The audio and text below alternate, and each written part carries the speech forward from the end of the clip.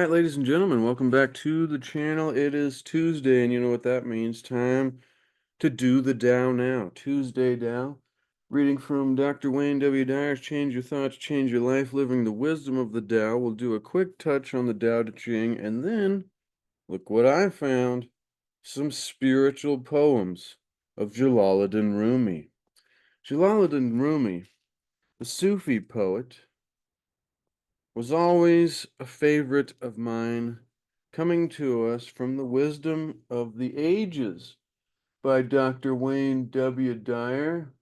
Where is that? As you can tell, Dr. Wayne W. Dyer has been a big influence for me, ladies and gentlemen.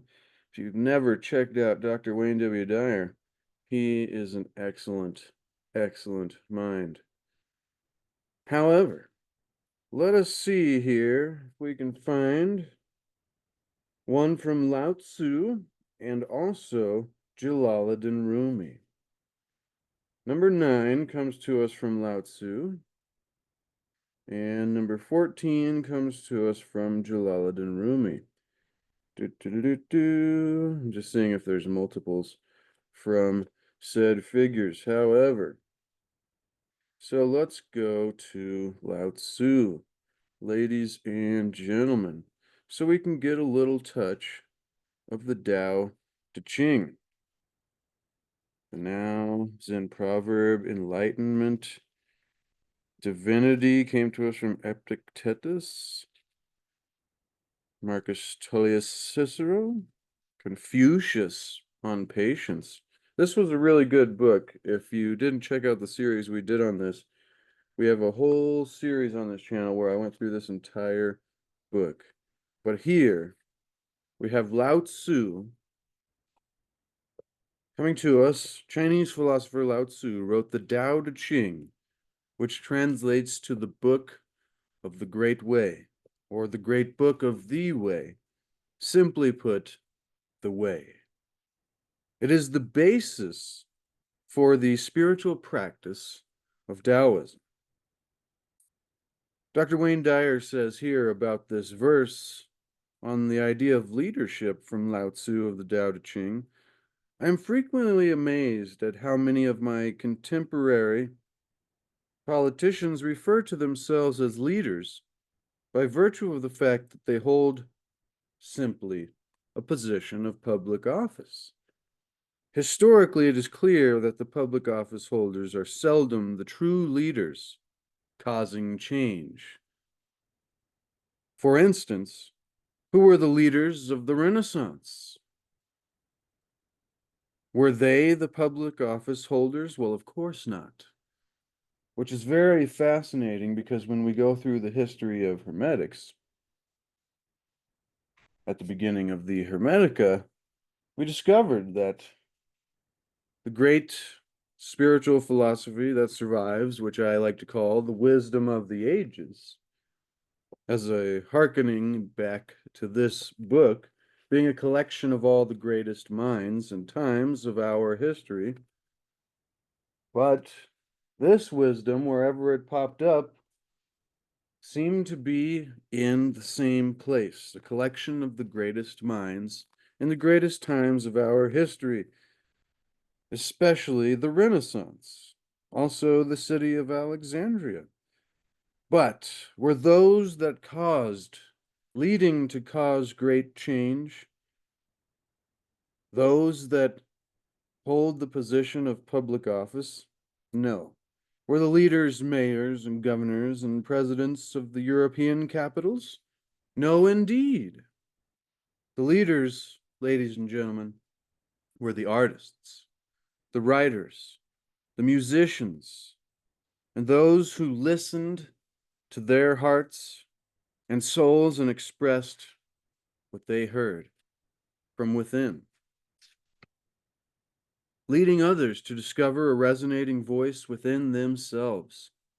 Ultimately, the entire world listened to a new and with a new awareness that was responsible for the triumph of human dignity over tyranny.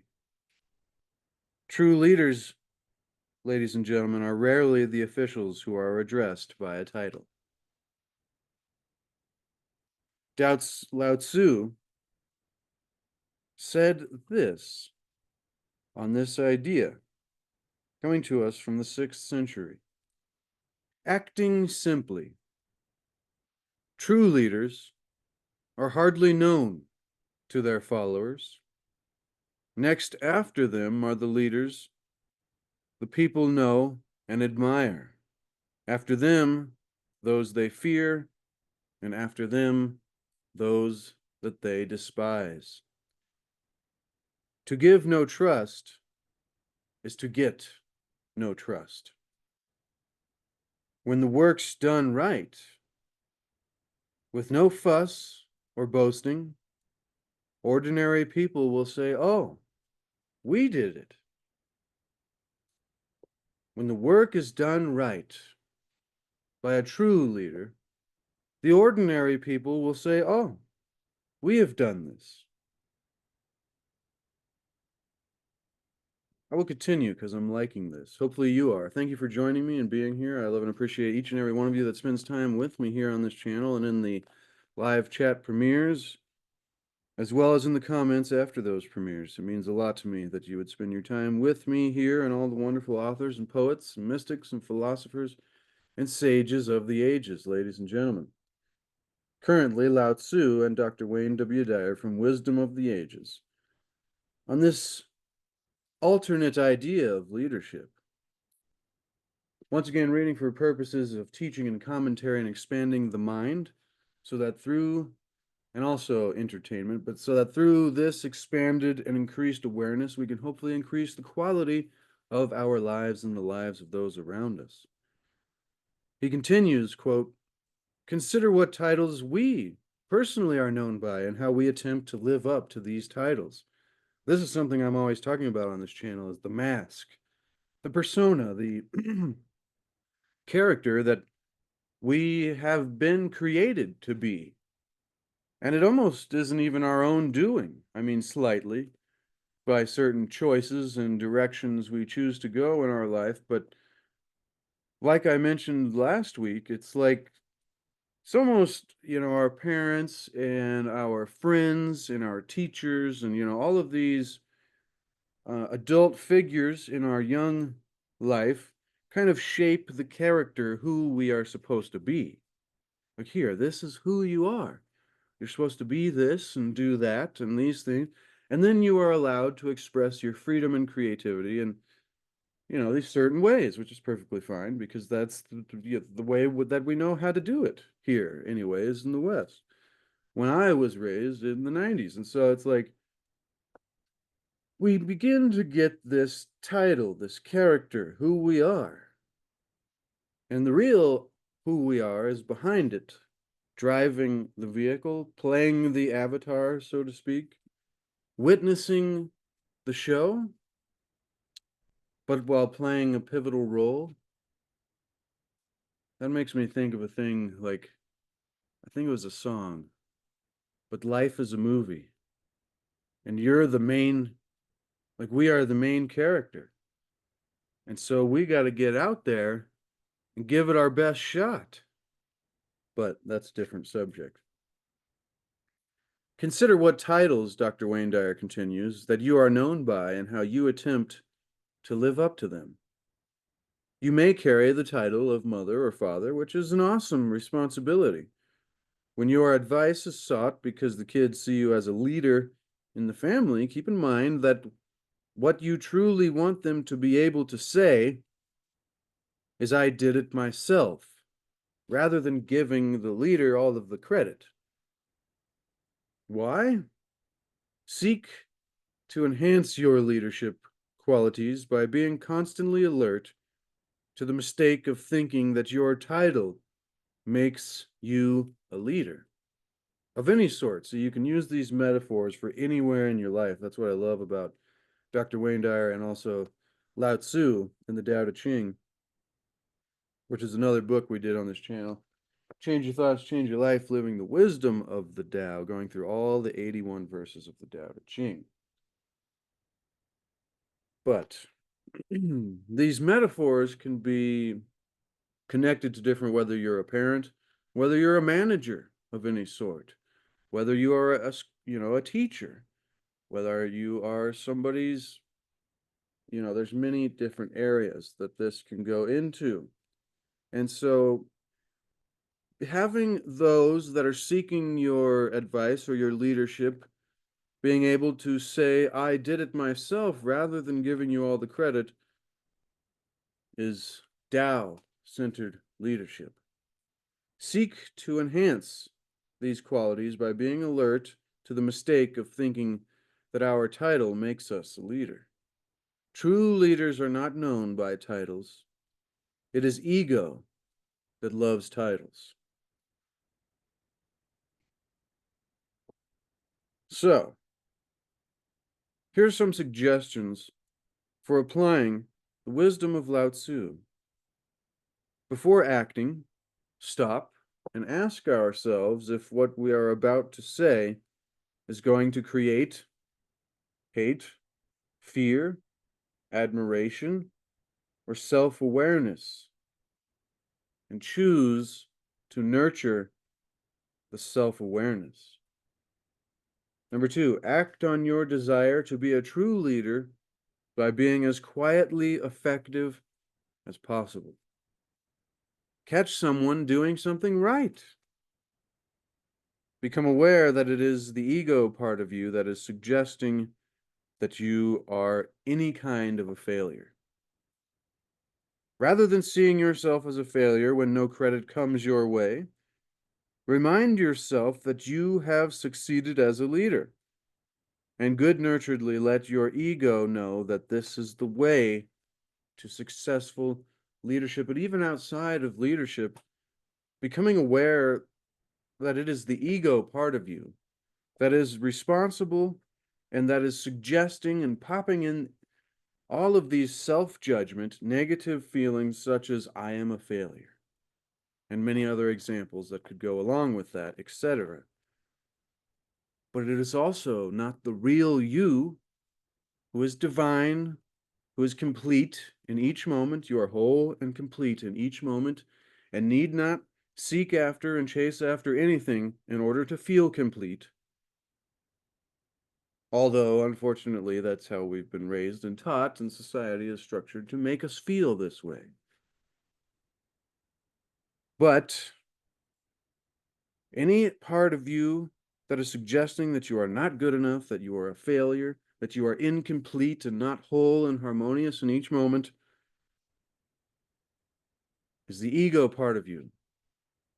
This is not the spiritual part of you, and we will leave the advice of Dr. Wayne Dyer and Lao Tzu with that today. For the Tuesday Tao, doing the Tao now, change your thoughts, change your life, living the wisdom of the ages, or the wisdom of the Tao. All right, ladies and gentlemen, that was nice. Always like that. And we are going now. I just thought we'd do something a little different today, kind of take it easy, not be too serious. We are going now to the spiritual poems of JALALUDDIN RUMI, translated by Nader Khalili. Translated by the renowned Rumi expert, Nader Khalili, over 120 poems on spirituality from the Persian mystic, poet, and Sufi master have been carefully collected and curated in this beautifully illustrated edition. For more than 8 centuries, Jalaluddin Muhammad Baqi Rumi, commonly referred to simply as Rumi, the Sufi mystic and poet, has enchanted and enthralled readers from every faith and background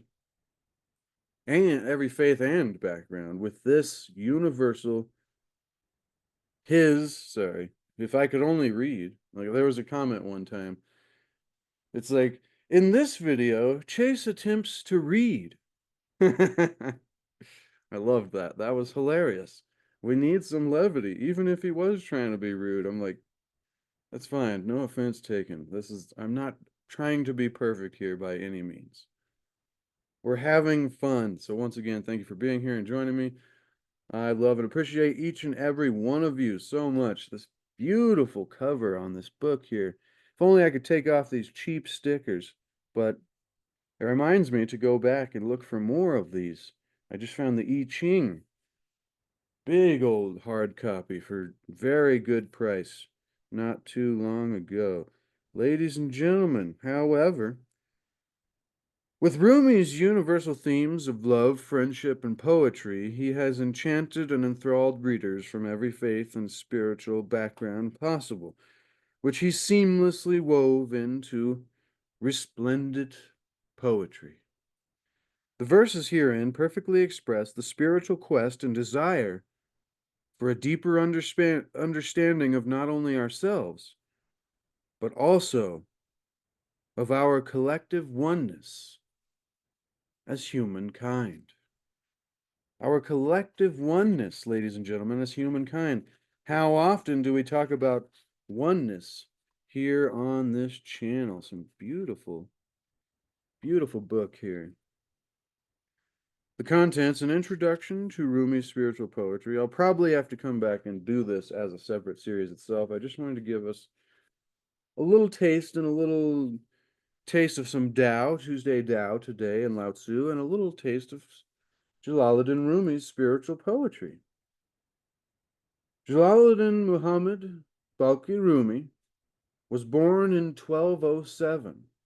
This is an introduction to Rumi's spiritual poetry. In the city of Balkh, B-A-L-K-H. I'm probably saying that wrong. If so, I apologize. And leave a comment, let me know how to say it. Which is in present-day Afghanistan. He and his family fled from invading Mongols and settled in Konya, once a small town, is now a major Turkish city. He lived the rest of his life there, studying languages, science, logic. That's interesting. I never thought of, philosophy, spiritual philosophy, psychology, all of that. I never thought of the study of logic, which is actually something I've always been drawn to when it comes to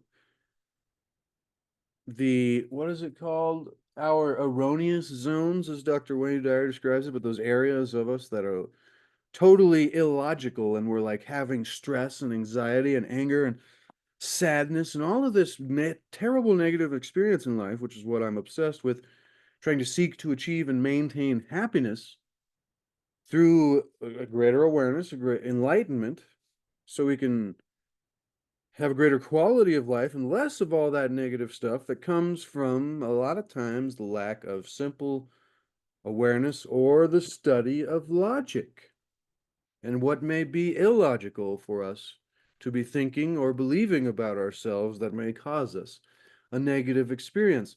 If you'd like me to read your erroneous zones on this channel, it was Dr. Wayne Dyer's very first book.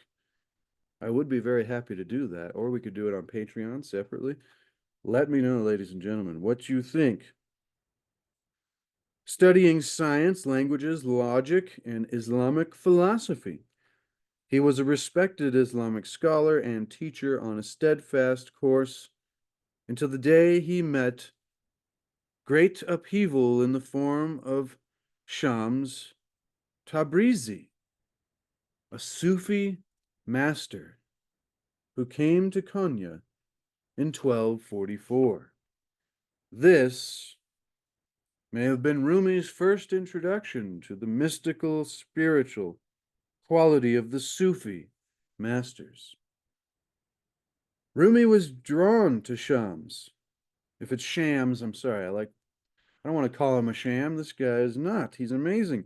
Rumi was drawn to Shams, becoming his student and undergoing a profound transformation, which we all do in this spiritual seeking. The two spent an abundance of time together philosophizing and conversing until Shams was sent away to Syria, breaking Rumi's heart. Shams came back only to disappear again, this time forever. And this separation was to Rumi a manifestation of divine heartbreak. While he felt pain in separation, he took great joy from union. He knew that while he felt pained, he was never really separate from Shams or God. Atum, the all grand organized design, great spirit, the Tao. While we feel pain, while he felt pain, we can know. We can create a knowing within ourselves that we are actually never really separate from anyone or God. It was all this love and this heartbreak and longing that turned his soul to poetry. In his life, he created 65,000, not 6,500, 65,000 verses, many of which are Robiat, Robiayat, Robiayat, or quatrains. His poems were recorded by his students as he recited them while whirling the whirling dervishes in the ecstatic dervish dance. The poetry was collected into two books, Diwani Shamsi, Tabrizi, the collected poetry of Shams, and Mathnawi, spiritual couplets. Rumi remained a beloved and respected mystic throughout his life, and countless readers today consider him to be the very best Persian poet of his or any age. He reached what he called the roots of the roots of the roots of the divine, meaning that his poetry captures a crucial aspect of Islam and many other spiritual philosophies, which may be considered religions, but I like to translate the term religion to spiritual philosophy because we know those seeking spirituality can be on a very different quest than those who are simply there for religion. With that being said, which is that people can find bliss and freedom through pure love. What does he mean by that? This collection of his spiritual poetry is gathered from the non-literal translations of Nader Khalili. See page 128 for an explanation of that. The poems selected for this volume appear in three parts. Number one, Pearls from the Deep, which are poems that have not previously been published in Khalili's collections and sections. Number two, Fountain and Fire. And number three, Dancing the Flame, which contain the poems chosen from Khalili's books of those same names. Wow. Wow. Ladies and gentlemen, one last thing I would like to mention there is the dancing recorded by his students as he recited them while he was whirling in the ecstatic dervish dance. Now, I don't know too much. I've just heard about it a little bit in podcasts. But these Sufi mystics, they have these spiritual experiences. You know how it is when you spin a lot and you get dizzy. It begins to alter the state of your normal functioning state of mind. It's similar to some type of form of meditation, or what popped into my head was the oracles in the caves, inhaling the fumes or eating the laurel leaves, and once again altering their state of mind, whether it be through, very deep meditations, whether it be through some kind of practice, or whether it be through some kind of medicines, whether it be through some kind of dancing or synths or sounds, or, there's a long list of ways that this can be induced to where we can begin to access a different area of our mind. And I think it goes deeper than, we always talk about on this channel, the spiritual and the physical. And I think we get access to something that is I mean, even in the case when we were going through Mysteries of the Unexplained, which we're still doing sometimes on Tuesday on this channel, there were those that could see, they had glimpses of the future, which were unexplained, and often it had to do with some kind of altered state of mind at the time. With that being said, they would do this dance, this whirling dervish dance, and then they would, get these connections, these downloads, these insights, these ahas.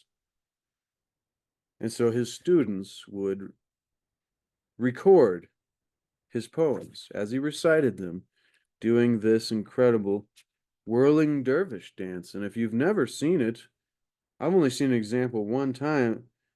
It's something to take witness to, ladies and gentlemen. We find ourselves on Pearls of the Deep. I think we'll do 2 or 3 of these, and then we'll go back to Wisdom of the Ages to finish off with Jalaluddin Rumi's piece in there, and then in the future we can come back and begin our series of this entire book of the spiritual poems of Jalaluddin Rumi.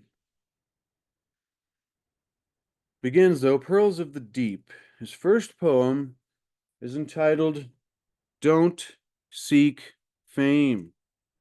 And then the next 2, Sell Your Cleverness, and then Like an Ant. Don't seek fame. Don't seek fame as long as you are not secure in yourself. First, wash your face from fears, and then show your face. Don't seek fame as long as you are not secure in yourself. Ladies and gentlemen, first, wash your fears from your face. First, wash your face from fears, and then you can show your face. What is that saying to us? Well, to me, it's saying, if you go seeking admiration and fame, as we were just kind of a synchronicity there from the little bit of leadership from Lao Tzu, it says, don't go seeking this admiration or this fame as long as you are not secure in yourself. If you don't love yourself, how the heck are you going to give or receive love from anybody or to anybody? So in order for us to be capable of this seeking of fame or receiving of admiration, we must first love ourselves. And then the fear of rejection or, people not liking what it is, just like this, presenting YouTube, making YouTube videos or any kind of content creation or making art or music or, anything. This fear of judgment is so often what holds us back from creating our heart's desire and being able to truly express ourselves in the way that we would like to. I mean, as long as that isn't, hurting anybody else or going against the will of any, but don't seek fame as long as you are not secure in yourself. First, you must wash your face from fears and then show your face. This next one, sell your cleverness and sell your cleverness and buy bewilderment. Sell your cleverness and buy bewilderment. Cleverness is skepticism. Bewilderment is vision. So trying to think that you know and say that you know and that you are so clever and smart keeps us, I think, so often from discovering the true awe and wonder and beauty and the bewilderment that is reality. That is where we find ourselves here. Because cleverness, as Rumi so wonderfully says, is skepticism. Would be to judge, and would be to question, would be to break things apart. Cleverness is skepticism. We would become obviously skeptical of all of reality, wanting to deny or even to speak down about it, because we are so clever in our position. See, to me, that goes back to judgment and like separateness, not seeing yourself as connected, going back to that oneness, that us and everything else is the same. And when we can begin to see this, we must sell our cleverness, what we thought we once knew, and buy bewilderment. Cleverness is skepticism. Bewilderment is vision. Bewilderment is vision. It's very interesting. That makes me think of many other lines that come from different philosophies. Finally, like an ant. Like an ant in a wheat harvest, we are happy as long as we carry a load bigger than ourselves. Now, isn't this true for so many of us, yet we would like to deny it all the same? This is often the topic I discuss of defending, well, I got it from Wayne Dyer, so I don't take any credit, but defending our misery. Isn't it so weird how when we are upset or miserable or whatever about something, that we will defend it and fight for it when somebody comes to us and tells us, oh, no, this is okay.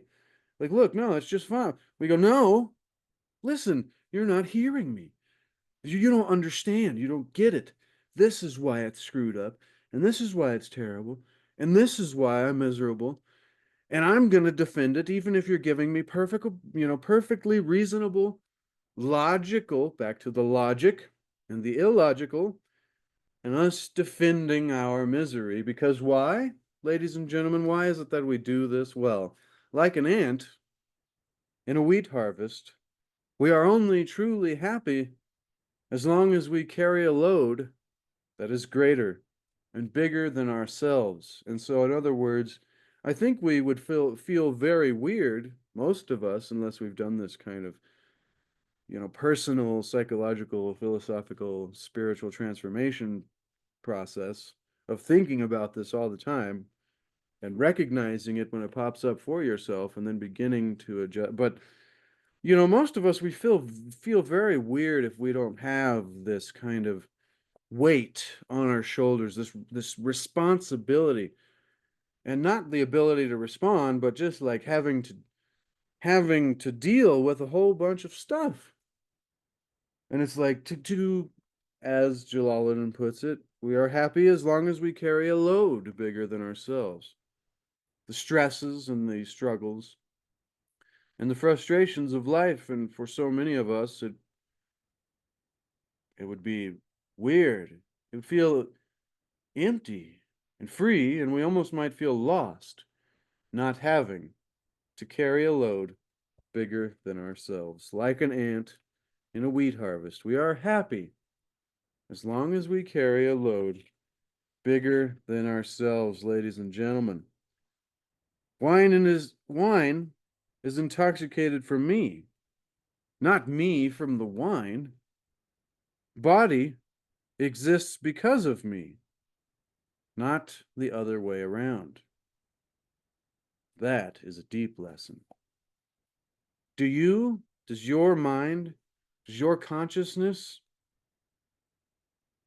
exist because you're a body?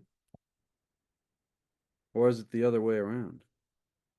Body exists because of me. That's where we'll leave that one, ladies and gentlemen. The spiritual poems of JALALUDDIN RUMI, the mystic, Sufi, poet, mystic, philosopher, always a favorite of mine, ladies and gentlemen. Always a favorite of mine. Now we come to his teaching here, once again, in Wisdom of the Ages, entitled Grief as a Blessing. And I think that's what he was talking about when his great teacher, Shams, left. Wayne Dyer says here in Wisdom of the Ages, Jalaluddin Rumi, 1207 to 1273, Persian mystical poet and Sufi saint Jalaluddin Rumi writes about the pure love that we can achieve beyond ego and the soul's divine longing and ecstasy of union with God, with the oneness, the connectedness. This is his poem here, his quote. I saw grief drinking a cup of sorrow and called out, "It tastes sweet, does it not?" "Ah, you've caught me," grief answered, "and you've ruined my business. How can I sell sorrow when you know it's a blessing?" How can I sell sorrow when you know it's a blessing? This is a great teaching. This goes against everything that we would commonly think. But when we begin to change the way that we look at things, the things that we look at change for us. Even though it may seem to be the same thing to somebody else, when we change our thoughts, we can begin to change the way that we experience our lives. And so with this poem, I saw grief drinking a cup of sorrow. And we asked, "It tastes sweet, does it not?" "You've caught me," grief answered, "and you've ruined my business. How can I sell sorrow when you know that it's a blessing?" Well, oh, how we love to grieve, ladies and gentlemen. We even read books about how important the grieving process is to our recovery, and then we go so far as to identify grief as a necessary stage of sorrow that we have to experience in order to overcome our losses and regain our sanity. But Jalaluddin Rumi, a 13th century mystical poet writing in the area known today as Afghanistan, sends a message from the Middle Ages to us here today now, sitting in our chairs or standing or walking, whatever it is that we are doing while we're listening to this video. In my case, reading and recording it at the moment. He suggests that grief is a blessing, rather than something to tolerate as a necessary evil on the way to recovery. This is similar to the idea of thinking as struggles and problems as opportunities. He suggests that rather than a necessary evil on the way to recover that we have to deal with, it is a blessing. It is not sorrowful at all, but instead it is an opportunity to drink the sweet nectar that is available in the dark moments of our lives. Now, this sounds very, macabre. Like, what this guy is talking about grief is wonderful. Like, what the? Just give it a second. That's what sometimes the spiritual philosophy stuff can easily be taken the wrong way, and I'd like to point that out. So, disclaimer, I'm not a master of any of this. And another disclaimer, don't take this the wrong way. This can be misunderstood and misinterpreted. It's supposed to be spiritual philosophy. Now, he suggests that rather than something that we have to tolerate as a necessary, terrible thing to get through our losses, he says this is actually something that we can go through. This is one of the things, as I say before, is there a way that we can go through the things that we are supposed to suffer from in life still gaining the lesson and understanding and respecting, but by going through them and not actually suffering at all. Well, instead, an opportunity to drink the sweet nectar. For most of us, grieving is how we react to a loss or a tragic event, and it seems to be a natural way of reacting to the experience of pain in our lives, of course. But if we knew the wisdom of Rumi's words, we might be able to shift right in the middle of this grieving process and turn our sorrow into something else. One of the great teachings of my life, Dr. Wayne Dyer says, came from my exploration of the Kabbalah, a mystical text of Judaism that goes back many centuries, as do Rumi's teaching. The simple lesson for me was the falls of our life provide us with the energy to propel ourselves to a higher level. That may be very difficult for many of us to allow, that the struggles and the falls of our life provide us with the energy to propel ourselves to a higher level. I read and reread this ancient wisdom as I allowed it to soothe the sharp anguish of life's painful moments. And I began to incorporate this wisdom during the times of sadness and grief. And I discovered that the truth of this idea, that every fall provides us the opportunity to generate the necessary energy to move to higher consciousness, higher and higher levels of consciousness, ladies and gentlemen. Every sinking into despair has within it an energy to move us higher. How many times in your life, ladies and gentlemen, have dark times, struggles, such as some kind of accident or an illness or financial disaster or breaking up in a relationship, a fire or flood, loss of property?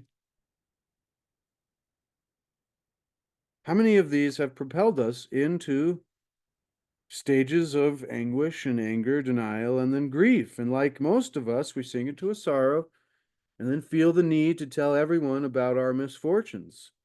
Ultimately, after a long period of time, we begin to rise above it and reach the state of acceptance. But now suppose, Dr. Wayne Dyer is saying, that we knew that what had taken place in our life, which we termed a loss or a fall, or was exactly what was supposed to happen. This is very hard to feel in the moment, but I mean, ask yourself, you can look back many years later on these kind of situations, wasn't it what was supposed to happen to get you to where we are today? Well, this comes from the idea of believing about reality is that everything happens, that nothing happens that isn't supposed to happen. To question, oh, was this supposed to happen, is to say that reality doesn't even exist. And if you don't know what I mean there, like, if I'm not supposed to be here doing this video, then what is supposed to happen? Because it doesn't exist, and it can't exist, and this is what exists. So sitting here and debating whether or not this is supposed to happen would be illogical and a folly. So, thinking about the study of logic from JALALUDDIN RUMI, we can now know that nothing is not supposed to happen and everything happens because it is supposed to happen. For us to think that we know the grand scheme of things in the time of all of time in the universe, like we're God or something, from our miniature finite little human perspectives, would be once again a folly, a fool's errand. So, if we come now from this perspective of terming these moments in our lives, these losses or falls, or as something that is supposed to happen, suppose we knew instantly that we had to experience the event that triggered our grief or sorrow in order to learn or grow through this. Now, we can suffer from this, of course, but little have we been told about the possibility of being able to go through these things that we are supposed to suffer from without actually suffering at all. Well, how is it do we do this? Each of these sections of this video should have been its own video, and I'd probably do a lot better doing it like that, but I'm just having fun, ladies and gentlemen, so thank you for being here. Now, undoubtedly, this supposing, this is very, it's like, then suppose you could choose to act in accordance with this new awareness that these events that cause us the grief and the sorrow are supposed to happen and that we have to experience them in order to grow as a soul or a spirit or just as a person in life. I mean, if you're not trying to be mystical about this and just practical, to grow as a person. So undoubtedly, this supposing conflicts with all we have been taught about how we are supposed to react to the bad experiences, the catastrophes, and the falls of our life. I'm not suggesting that we not respect our genuine feelings. See, that is the most important, is knowing and respecting our genuine feelings, because that is very natural. I am suggesting what Wayne Dyer says, that the truth of Rumi's observations offer us another way of responding to these kinds of circumstances. And he is encouraging us to open to the gift or sweetness that is also in the sorrow. What does he mean? This is an intelligent system that we are all an inseparable part of. And there are no accidents, ladies and gentlemen. This is something to learn right here, right now, in the middle. If you are in the middle of sorrow, if you are, I apologize. I apologize for being so rash in some of my videos. Because, you know, this can be a very serious subject. But that's why it is a personal journey. Many people ask me, like, where do I start? Or where should I tell someone to start in all of this? And my answer is, it's very individual. It would be different for everybody, the starting point. It would depend what you've pondered on before, because as we've learned from the great sage god, Hermes or Thoth, god of wisdom, is that a pure philosophy is a spiritual striving through a constant contemplation to attain true knowledge of God, of Atum, grand organized design, the one God, and of ourselves in order to know the things that are. But so it would depend how much you have done this constant contemplation personally already. This is an intelligent system that we are all an inseparable part of, and there are no accidents. And there is something to learn from each of our opportunities. We can take this lesson and taste the sweet certainty in the mystery. You do not have to pretend like tragedy or something else is good. You know, we don't have to pretend to like these things that are bad in our life. Only to vow to use it to generate the energy to move to a higher place in our life. You could call out to your sorrow, just as Rumi did over 800 years ago, and say to yourself, "It tastes sweet, does it not?" That is, there is something to learn right here, right now, in the middle of this. And I am going to drink it in this manner and ruin the business of the grief peddlers. In what we refer to as primitive societies, it goes into a different subject. I think it's very fascinating after all. I'm going to add this. In what we refer to as primitive societies, death was an occasion for celebration. I mean, if you research it, it's actually only recently, relatively, that this idea of death being something very terrible and that we mourn and it's like the worst ever. But that goes to a different subject. But in old times, there was a celebration. There is a basic knowing, even in times of grief and mourning, that does not question the divine timing of each person's arrival here or the divine timing of one's departure either. It is all in order. Perhaps the comfort is the sweetness of seeing that it is all part of the perfection of our universe, which has an invisible, organizing intelligence flowing through every cell of every one of our bodies, of every part of creation.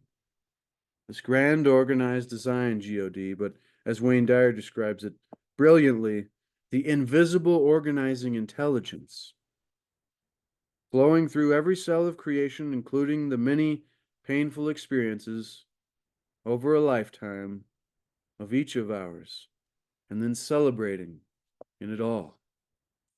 Celebrating. As a high school student, Wayne Dyer says, I was a high jumper on the track team.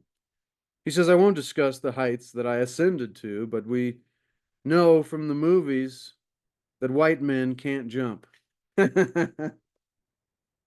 Oh, I always loved Wayne Dyer for he'll get real deep and you'll start thinking real seriously, and then he's like, we need a joke. A good, levity here, ladies and gentlemen. He was a high jumper, but we won't discuss the heights that he could jump to because as we know from the movies that white men can't jump, ladies and gentlemen. Nevertheless, I used to set the bar on the stands, take a position 35 feet back and sprint fast towards the bar and get down as low as possible to generate the added energy to propel my entire body over the bar. By getting down low, I could ascend higher.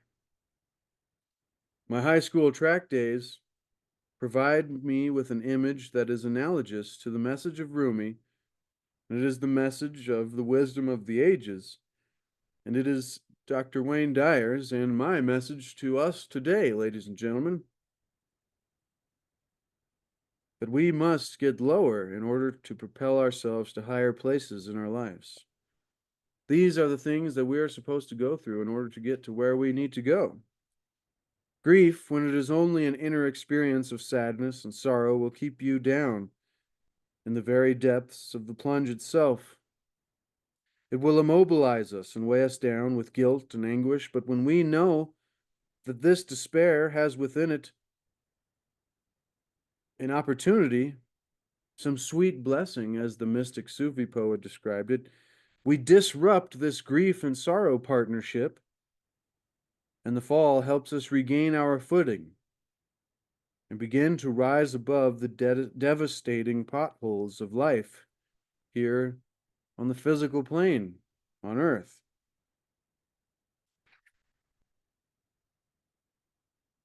We may have accepted sorrow and grief as inseparable because we have been taught that it is cold and inhuman to be otherwise. But when you know that all falls are blessings and all losses are in divine order, we will gradually sweeten the so bitter taste of the sorrow, and we will regain the energy that we need to soar to a higher altitude in all areas of our life, ladies and gentlemen. And that is a boon to the wisdom of the ages and to Lao Tzu and the mystical Sufi poet and philosopher JALALUDDIN RUMI and the spiritual poems of JALALUDDIN RUMI.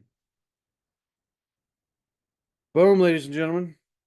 That is another video. Remember, though, to seek to achieve and maintain happiness through enlightenment, through a greater awareness. That's what enlightenment means to me, like more understanding of reality. Through a greater awareness and understanding of the nature of ourselves and of reality, spirituality, psychology, philosophy, all of this, so that through this increased awareness, we can increase the quality of our lives and the lives of those around us. And also remember, more importantly, ladies and gentlemen, to seek to discover the lost wisdom of the ages and the mysteries of our history. And also, there is no way to happiness. Why? Why is there no way to happiness? I mean, that sounds terrible. It is because happiness is the way. I'm thinking, wait, what?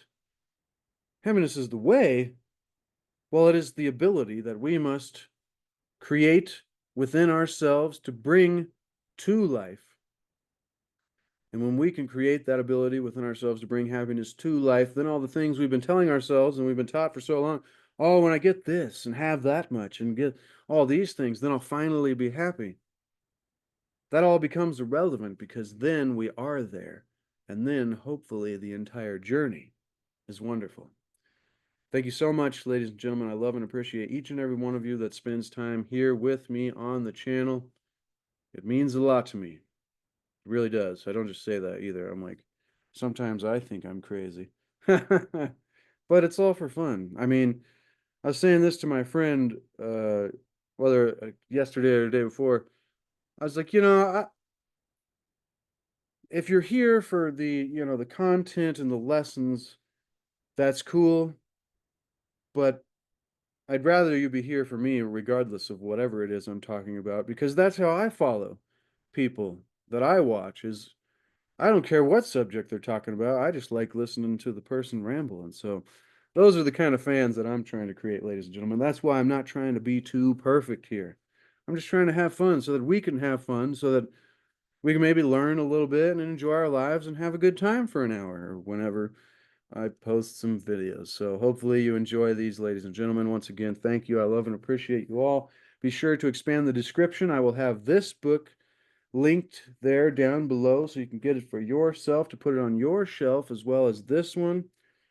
Those are Amazon affiliate links. I make a couple cents here and there. Helps support what we do here. Also a link to my Etsy shop and my landscape paintings. I haven't sold one of those in, I think, over a year, so it would be nice to ship one out to somebody. I think I'm going to give my aunt one for free today or a couple days when I can get up there. That'd be nice. The more I could do that, the more maybe it'll come around. There's an energy, there's a giving and a flowing, a reciprocity. That's another spiritual lesson to ponder on, contemplate, constant contemplation, that everything in reality has a process of a give and a take. And you can only breathe in so much before you have to give it back. But you can also only give so much before you have to then take again. And it is a perfect order of a giving and a taking and a... So this is important when it comes into the subject of manifesting or creating some sort of success financially, or whether it be through some sort of project where you're trying to sell something or create something. It's a very spiritual process, you know. As you can tell, I'm more interested in the philosophy of rather than trying to do any of that. With that being said, though, it applies. Everything is connected. For 1 second there, I was like, was this not recording the whole time? That would have been terrible. But so yeah, expand the link in the video box below. It'll say more. You can expand that more. And there will be a link to these books, my Etsy shop for landscape paintings, as well as a link to C60 Power, the ultimate antioxidant known to man. Ladies and gentlemen, Nobel Prize winning, give yourself the gift of health. All right. Until next time, ladies and gentlemen, be the change that you want to see. Be the example that you want to set. Thank you. No, no, no, no, no, no.